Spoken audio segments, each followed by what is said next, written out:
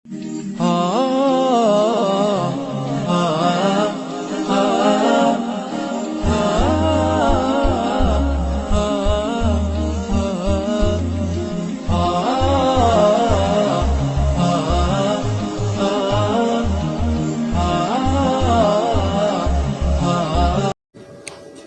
इब्न अब्बास रज़ियल्लाहु अन्हुमा अन-नबी सल्लल्लाहु अलैहि वसल्लम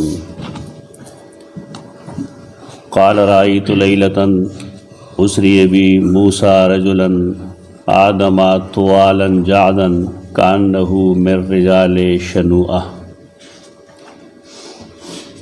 व रअयतु ईसा रजुलन मरबूअल खल्क़ इलल हुमरा वल बयाज़ सबितर्रास वरायतु मालिकन खाज़िन अन्नार वद्दज्जाल फ़ी आयातिना राहुन्नल्लाहु इय्याह वलक़द आतैना मूसल किताब फला तकुन फ़ी मिर्यतिन मिन लिक़ाइह।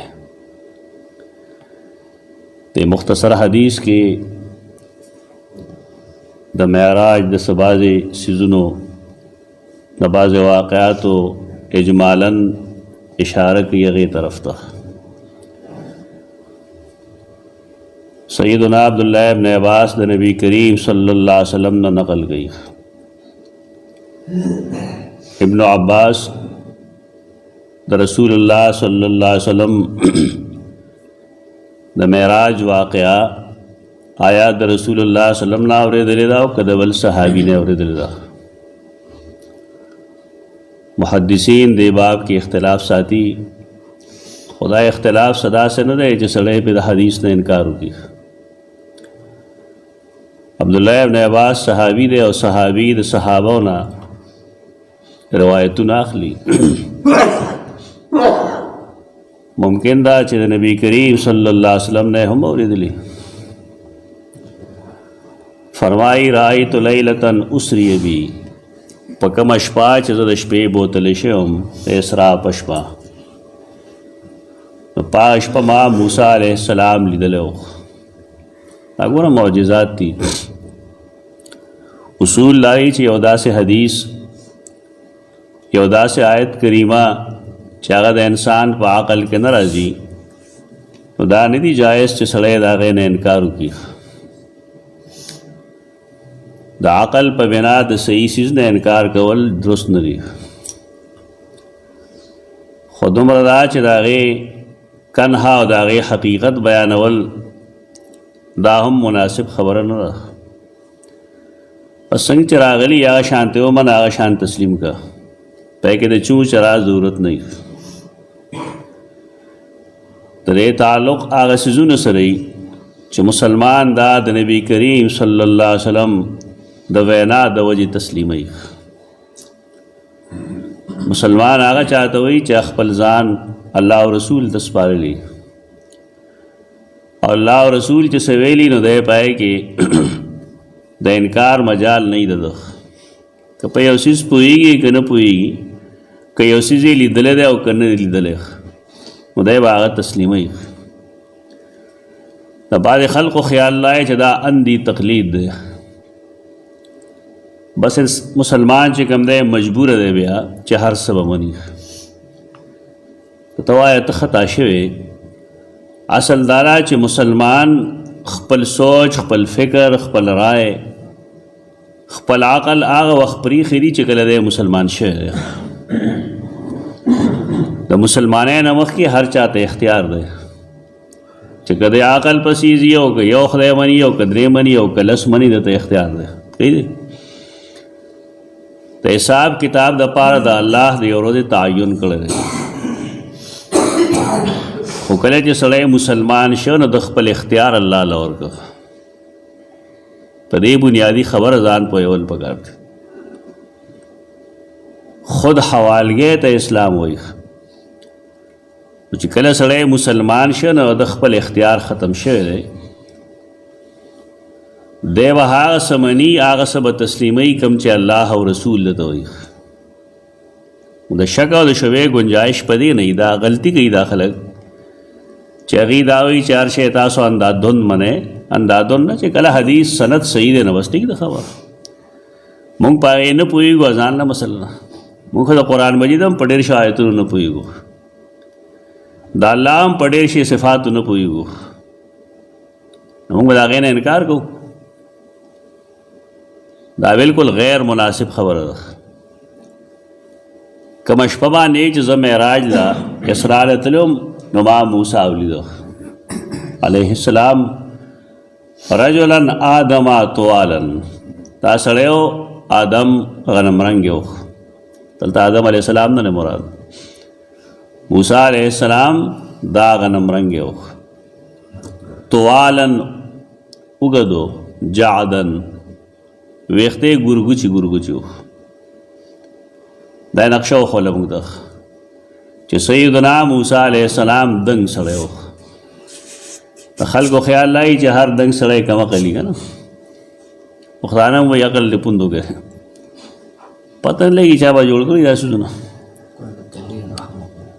وایي چې هر اوږه د احمقي ما سوا د ابوبکر صدیق نه. دا قسمه خبرې دا پته نه لګي، بس محاورات دي، د چا تجربه وایي. خدا نه ده ضروري چې هر دنګ سړی دی هغه شان دی. دا رجلن سړی و، آدم غنم رنګ او طوالن دنګو، جعدن ګورګوچي سړی و. او عربو یو سړی پېژندو، یو قبیله شنوعه به هغې ته دی، هغه دنګ دنګ و او د هغې سرونه ګورګوچي و. دا موږ نه پېژنو، عربو پېژندو، په دې وجه رسول الله صلی الله علیه وسلم د هغې ذکر کړی دی. قرآن و حدیث کې چې کوم نمونه راځي نو عرب د هغې نه واقف وي. لکه قرآن د عاد سمود ذکر کړی دی، د مشرکین مکه دارنګې د مدینې منورې خلک دي نه واقف وو. دا زمونږ نه واقفیت دی ځکه چې مونږ ته هغه علاقې نه دي معلومې.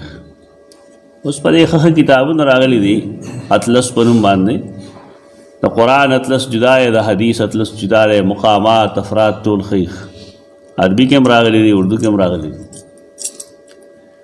گویا کہ موسیٰ علیہ السلام د شنوعه د نارینه غوندې و، بس ملګري او پوه شوي چې څوک دی. ورأیت عیسی رجلا مربوعا، او ما عیسی ولیدو، نو یو روایت کې مربوع دی، یو کې دی مربوع الخلق، دا یو ځکه بریکټ کې لیکل دی. مربوع چاته وایي چې د هغه قد میانی، نه ډېر دنګي نه ډېر چیتي، میانه قدي، درمیانه قد والا. هغه مې داسې سړی لیدلی و چې مربوع و، میانه قد و، یا مربوع الخلق، قد و قامت کې میانه و. الی الحمرة والبیاض، د دې جملې مطلب صحیح سور سپینو. سیدنا عیسی علیہ السلام سور سپینو، او ثبت الراس، ویښته اوږده، یعنی بالکل د موسی علیہ السلام په خلاف کې د هغه ویښته ګورګوچي و، د ده ویښته نیغ نیغ و.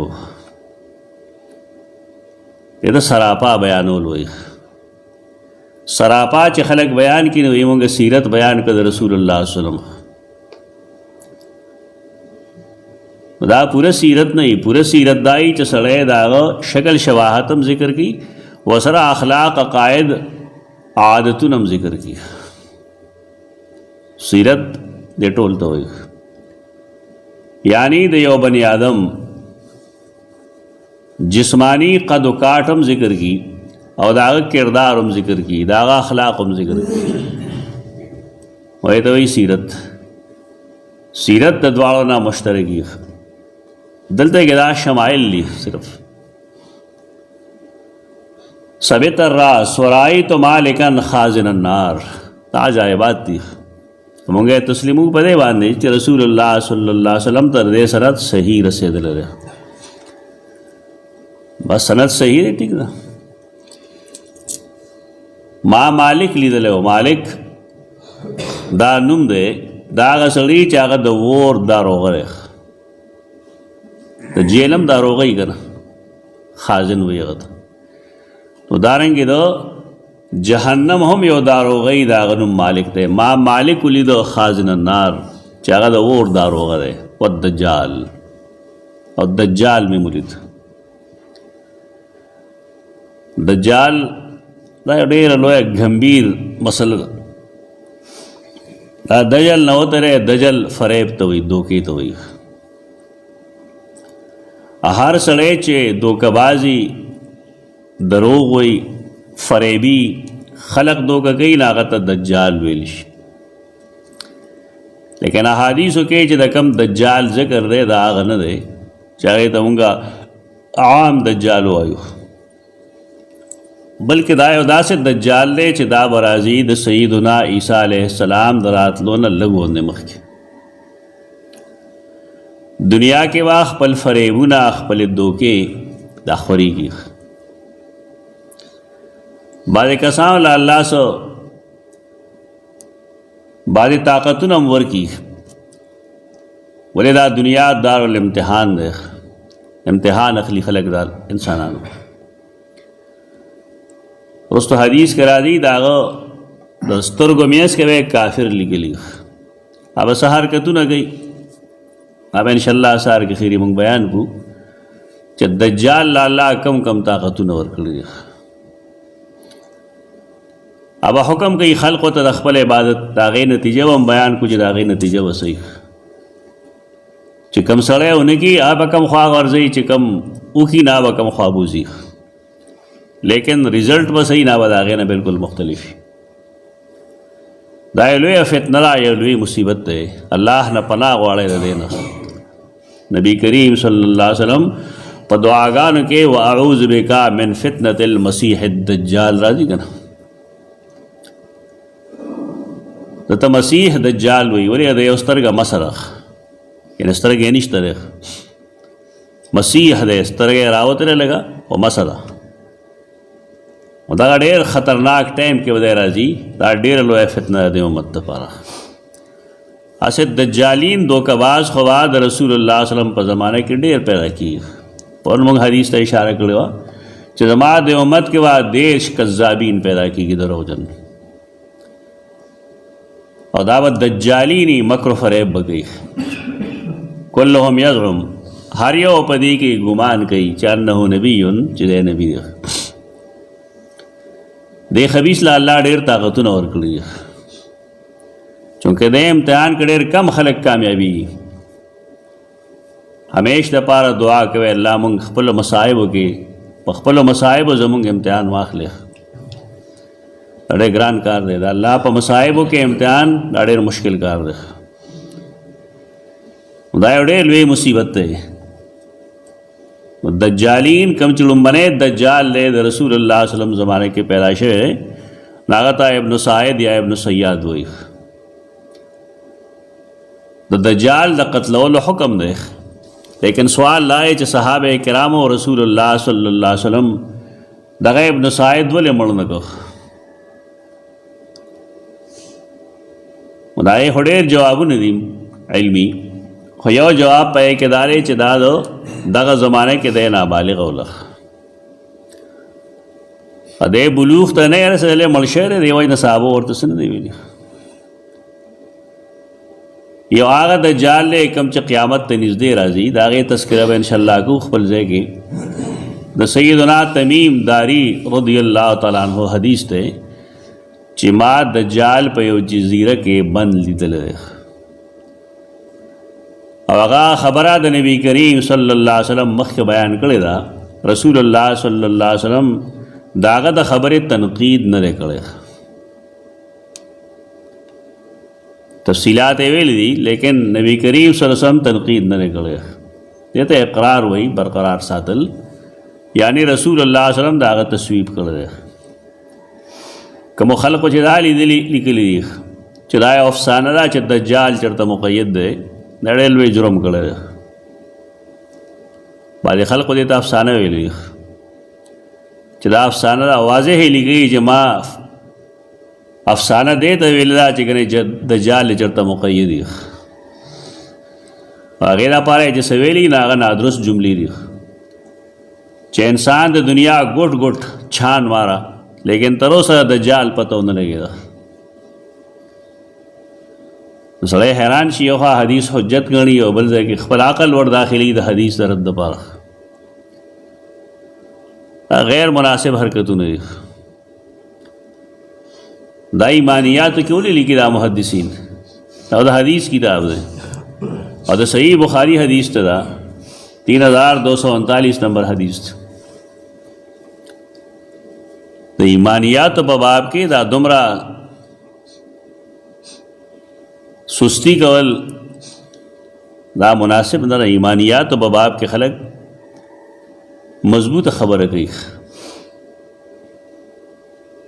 دا سے مسائل چا دا غیر تعلق ایمانیات سر نہیں عملیات سر نہیں کہ سڑے سسے ہلنگاریو کی نخوزہ خیر دے دا ایمان مسئلہ دا.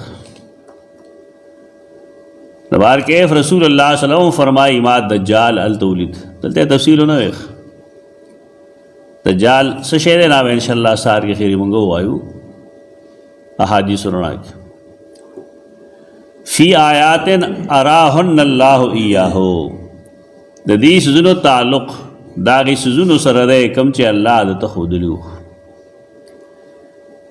دی جملے مطلب دارے چے اللہ خپل رسول تا بعض آغا پٹ سزنو خودلی دی چے آغا عام و مسلمانانو تا عام و انسانانو تا ندی معلوم. دا موائے چے گنے آغا اللہ سپٹ شین او خودلی شوئے ډیر پټ سزونه د مخلوق نه داسې دي چې الله خپل رسول ته هغه ښودلي. جنت جهنم یې لیدلی دی، سدرة المنتهی یې لیدلی ده، جبریل یې لیدلی دی، دا هغه پټ دي. اختلاف چې کوم دی هغه په کل غیب کې دی، په بعض غیب کې نه دی. الله خپل رسول ته بعضې پټې خبرې داسې ښودلي دي چې د هغې تعلق د هغه نبوت سره دی. منگا دوستان استاد و فرمائل وہ غالب کرتا نہیں کل غیب پر، نبی ہو ولی ہو فرشتہ اگر. اللہ کل غیب چالنا ور گئی. بعض علم الغیب بعض غیب داغے خبر انسانان لور کی داغے دبیا اصطلاح کے انباء الغیب ہوئی. دیکھ پر نہ خبریں دو لیکن اللہ خبر. دا آغا آیات تی آغا دلائل دی آغا معجزات تی چی اللہ دتا خودلی دی. وَلَقَدْ آتَيْنَا مُوسَى الْكِتَابَ فَلَا تَكُنْ فِي مِرْيَةٍ مِّن لِقَائِهِ. اور دا حدیث دا آیت کریمہ بے وصر و فرمائے چی یقیناً ورکڑو منگ موسیٰ علیہ کتاب فَلَا تَكُنْ فِي مِرْيَةٍ مِّن لِقَائِهِ. من لقائه کے مفسرین مراد ساخلی لقاء دا کتاب موسیٰ تھا، القاء دا کتاب موسیٰ تھا، یعنی موسیٰ علیہ السلام تا کتاب ورکڑی شیو نتا پدے کے شک مکو. لیکن امام بخاری رحمہ اللہ دلتا کی سسا پیش کئی بطور حدیث نو پائے کہ عبداللہ ابن عباس دا من لقائہین مراد من ملاقات گویخ لیلۃ المعراج. یقیناً ورکڑو منگا موسیٰ علیہ کتاب آغا موسیٰ کم چتا لیدلے دے فلا تکن فی مریتن تمکے گا پشک کے من لقائہی دا موسیٰ سر دا ملاقات نخ. یعنی دا اسراء پشپباندے دا معراج پشپباندے تا دا سیدنا موسیٰ علیہ السلام سر ملاقات کرے دے اور ٹک دے کرے دے دا درست ملاقات. و دا خبریں زمانگ دا سر دا پاس پاس زیخ ولی پدے وجہ بانے چی دا زمانگ تجربہ کی نشتا. کم شید انسان تجربہ کی نہیں نو پائے دیر نو پوئی گی. و بار کیف صحیح حدیث تے پدے وجہ منگا وایو آمنا و صدقنا منگا دیس زنبان ایمانم روڑو تو دے تصدیقم کو چی اللہ رب العزت خپل پیغمبر دا سزنا معراج پشپبان خود لی. اقول قولی هذا استغفر اللہ علیکم.